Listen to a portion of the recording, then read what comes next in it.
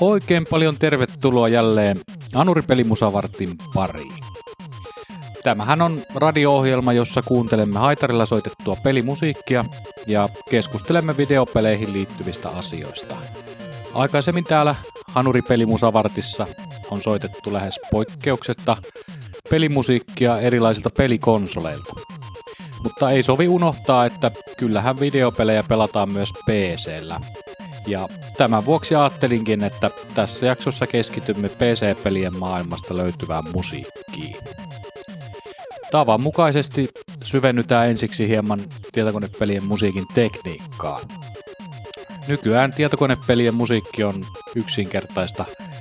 Pelin mukaan laitetaan esimerkiksi MP3-muotoinen musiikkikappale. Musiikki kuuluu tietokoneen kaiuttimista ja tekniikkaa ei tarvitse juurikaan miettiä sen kummemmin. Mutta tietokoneen alkutaipaleella homma ei kuitenkaan ollut aivan näin yksinkertaista. Ja palataanpa tästä vuoteen 1981, kun keksittiin mikäpä muukaan kuin PC-speakeri. Tämän pienen kaiuttimen kehitti International Business Machines Corporation, eli IBM.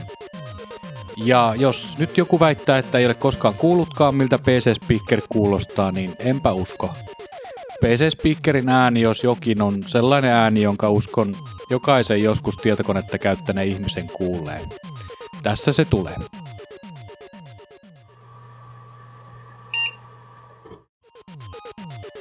Aivan.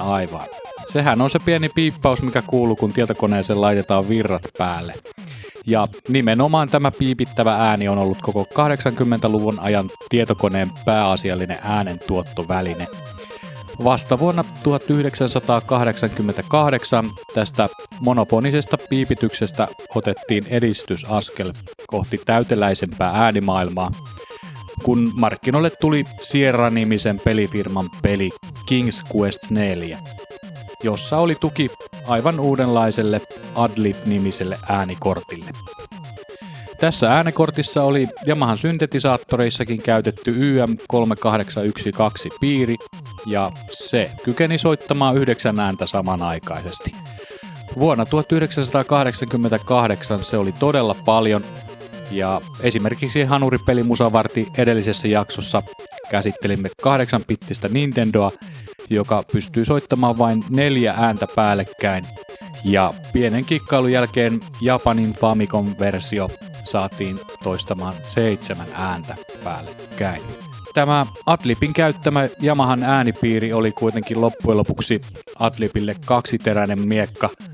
Tämä johtuu siitä, että äänipiiri oli Yamahan valmistama, ja se tarkoitti sitten sitä, että kenen tahansa oli helppo valmistaa markkinoille samanlainen äänikortti käyttämällä juurikin tätä Yamahan YM3812 äänipiiriä. Ja hyvin pian tämän mahdollisuuden huomasi myös Creative-niminen yritys ja toi markkinoille oman Sound Blaster-nimisen äänikorttinsa. Creative-äänikortti oli Adlibin korttia monipuolisempi ja lopulta kävikin niin, että Creativen toiminnan myötä Adlib ajautui konkurssiin vuonna 1993. Adlib on kuitenkin tärkeä osa PC-pelien musiikin kehitystä, ja vaikka Creative veikin kehitystä eteenpäin, niin ei tule silti väheksyä sitä, että tietokoneen äänimaailman uudisti ensimmäisenä Adlib-äänikortteineen. Mutta, niin kuin jo aiemmin puhuttiin, niin Sierra oli ensimmäinen pelifirma, joka lähti yhteistyöhön Adlibin kanssa, joten avataanpa tämän jakson musiikkitarjonta kuuntelemalla Sierran julkaiseman pelin Leisure Suit Larryn tunnusmusiikki. Tämä kappale on tietenkin sovitettu haitarille, niin kuin asiaan kuuluu, mutta tässä kappaleessa mukana on myös ukulele, ja ukulelea soittamassa on Jarmo Vaskilampi.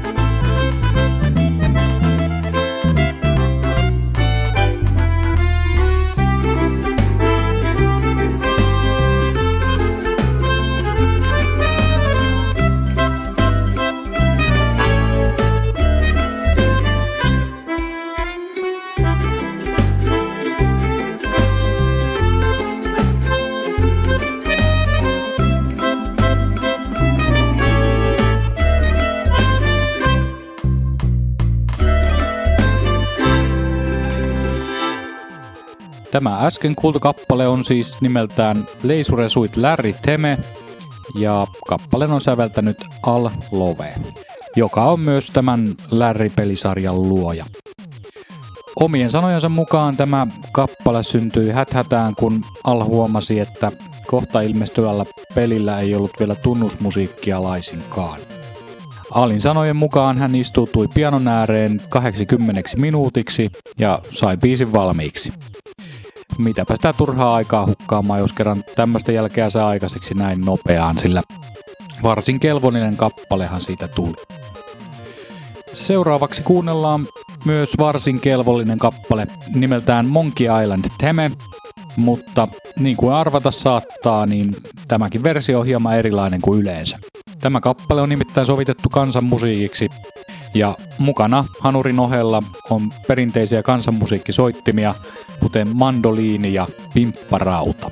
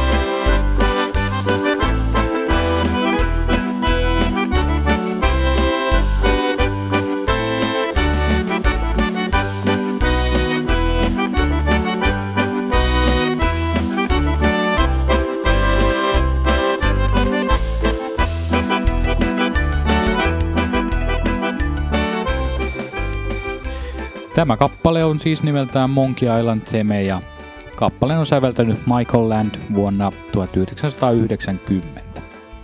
90-luvun alkupuoli oli PC-puolella point-and-click-seikkailujen kulta-aikaa, mitä myös nämä molemmat pelit edustivat.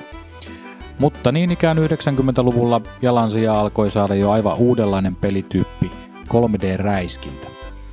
Tunnetuimpia ensimmäisiä tämän lajityypin edustajia olivat Doom vuodelta 1993 ja Duke Nukem 3D vuodelta 1996. Tässä vaiheessa tekniikka alkoi kehittyä hurjaa vauhtia ja PC-puolella pelit alkoivat näyttää yhä paremmilta ja paremmilta. Mutta mikä mukavaa, niin myös musiikki alkoi olla yhä isompi osa tätä kokonaisuutta ja pelifirmat satsasivat pelien musiikkiin entistä enemmän. Tämän jakson viimeisenä kappaleena kuuntelemme hieman tuoreempaa tuotantoa vuodelta 2007. Kappaleen nimi on Still Alive ja se on mukana Portal-nimisen pelin soundtrackilla. This was a triumph. I'm making a note here, huge success. It's hard to overstate my satisfaction. Aperture science. We do what we must because we can. For the good of all of us, except the ones who are dead.